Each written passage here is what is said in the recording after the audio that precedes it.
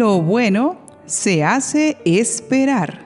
Y si lo mejor que podemos tener es la vida eterna, ¿por qué no esperar con agrado el tiempo necesario? El tiempo que Dios nos concede es un regalo. Por ello, al momento en que podemos actuar, se llama presente. Y por ello debemos usarlo de la mejor manera. Los santos no perdían ni un minuto para hacer el bien y en cualquier situación podían rezar. Sin perder la esperanza, aunque sus sueños parecieran muy lejanos de cumplir.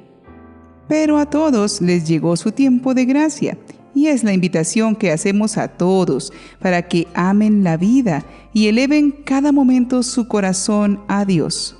También los invitamos a vitrinear en nuestro catálogo divino más historias de santidad para contar con más intercesores celestiales. Los santos recordados hoy, 10 de marzo, son Santa María Eugenia de Jesús, Mileret de Brou, Virgen; San Atalo, abad; San Droctoveo, abad; San Macario de Jerusalén, obispo; San Víctor, mártir; y Beato Elías del Socorro Nieves del Castillo, presbítero y mártir. Hoy conoceremos la historia de un sacerdote agustino, un pastor con el corazón de Cristo que acompañó a sus ovejas y, cuidando de ellas hasta el final para no dejarlas solas, dio su vida con grandeza de espíritu en la época de la persecución cristera. Él es el Beato Elías del Socorro Nieves. Mateo Elías Nieves del Castillo nació en 1882 en Yuriria, Guanajuato, México. Sus padres se llamaban Ramón Nieves y Rita Castillo, que eran sencillos campesinos. Elías fue frágil de salud desde su nacimiento, teniendo que ser bautizado de urgencia por el peligro que corría su vida. Después, a los 12 años, padecería tuberculosis y una ceguera temporal que le dejó como secuela cierta debilidad visual. Un año después, dejó los estudios para ayudar económicamente a su familia como consecuencia del asesinato de su padre. Su infancia y juventud fueron difíciles. Posteriormente viajó a Celaya, Guanajuato, en busca de un mejor salario, donde trabajaba de todo. Luego va para Irapuato y comienza a prepararse para ingresar a la Orden de San Agustín. En el término de 10 días, fallecieron su madre y su tío Fray Antonio Castillo, y desalentado, se dedicó a cultivar el campo.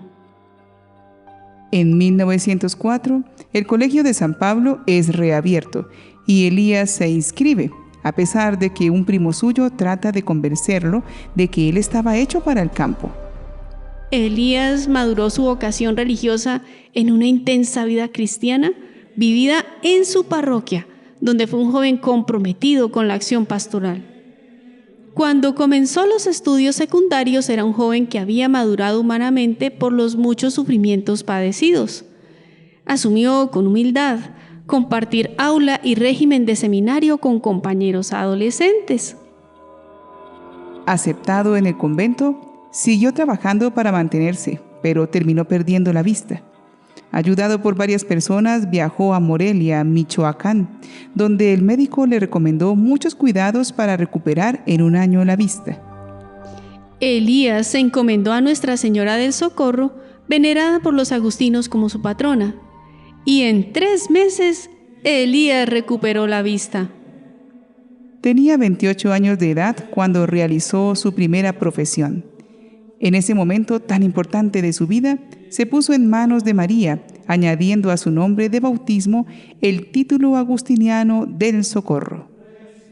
Fue ordenado sacerdote el 9 de abril de 1916, a los 33 años de edad. Eran tiempos políticamente borrascosos. Sabía que le esperaba un ministerio difícil, pero le urgía el amor a su gente. Decía con frecuencia: Sálvalos, Señor, que perecen.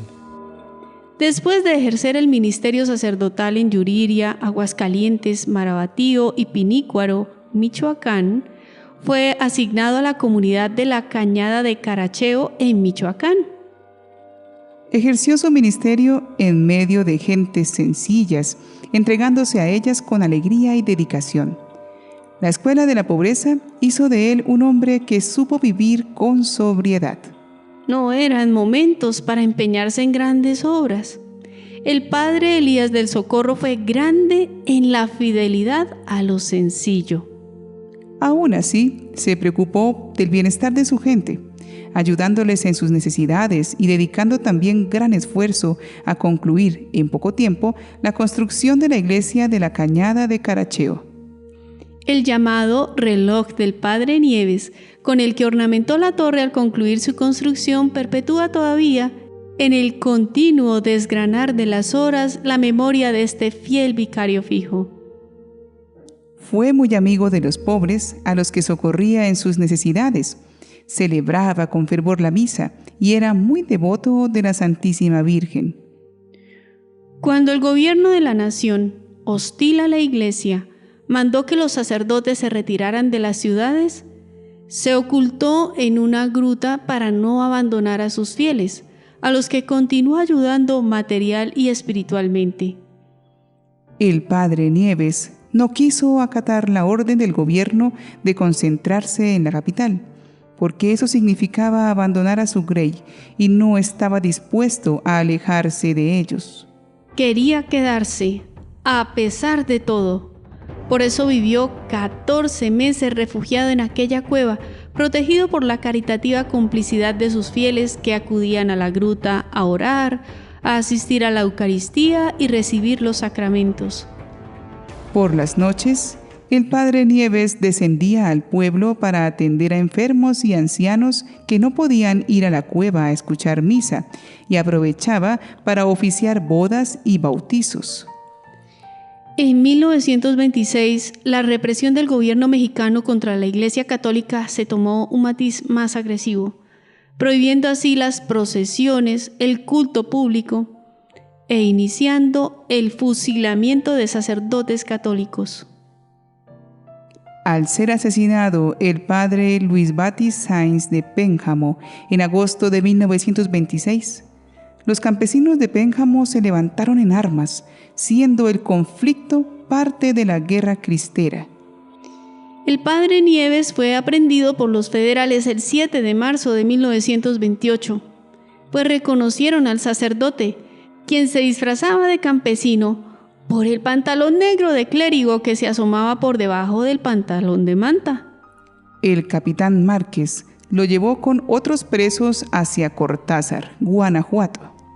Las actas del proceso ilustran las peripecias de su prendimiento y muerte, así como el conmovedor acompañamiento de 2 de sus fieles que, dejados en libertad por el pelotón asesino, no quisieron abandonar a su pastor. A pesar de su insistente ruego para que se fueran, prefirieron correr la misma suerte del sacerdote. Son los laicos José Dolores y José de Jesús Sierra. Fueron fusilados primero. Durante el trayecto, se le informó que sería el siguiente. Pidió ser ejecutado frente a un mezquite. Al llegar al lugar llamado El Llano, los federales se detuvieron y pusieron al padre Nieves frente a un árbol de mezquite. El padre Elías rezó el credo, entregó a los soldados su gabán y pidió a los mismos que se hincaran para darles su bendición. A lo que el capitán del pelotón, Manuel Márquez Cervantes, le disparó 2 veces en la cabeza. Al caer, el padre alcanzó a exclamar: Dios te perdone, hijo mío. ¡Viva Cristo Rey! El padre Nieves fue asesinado el 10 de marzo de 1928 cuando tenía 45 años de edad. Murió bendiciendo y regalando su perdón y sus escasos bienes a su propio verdugo. El momento de su muerte es de una extraordinaria grandeza. Ningún testimonio tan impresionante como el del capitán Márquez, quien manifestó: El padre Nieves murió como un héroe y como un santo. Conservó como recuerdo los lentes y la cobija que le había regalado el agustino antes de asesinarle. Las palabras de San Agustín se cumplieron en él con exactitud. Si deseas tener vida en Cristo, no tengas miedo a morir por Cristo.